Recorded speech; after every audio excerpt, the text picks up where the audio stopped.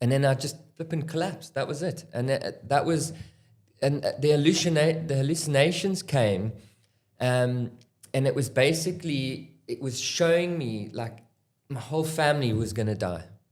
Sure. Dark. Dark. And they were almost in the room with me at one point, which is clearly they weren't there. Then it kind of shifted, and what happens is you hallucinate, but it's just trying to get you to this other place. I mean, it's the only way I can kind of explain it, where I'm standing in the room, I've got all these terrible feelings that like everyone's going to die and it's all my fault and I cannot save anyone.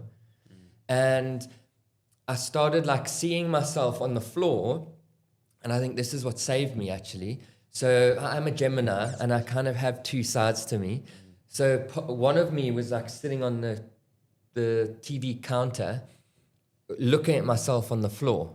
And I was like calling myself like, Charles, please, this isn't you. You're getting tricked into this whole thing.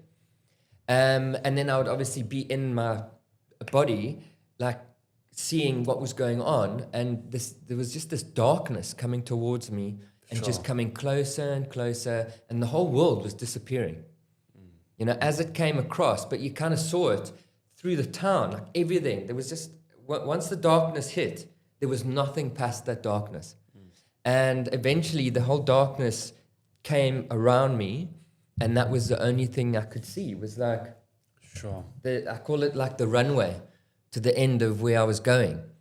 It was just, everything was dark, and I could just see to here. And that's when I had the decision. Like if someone had come in and said, Charles, what are you thinking right now? I would have said, lucky you're here. It's just us two left. Let's go.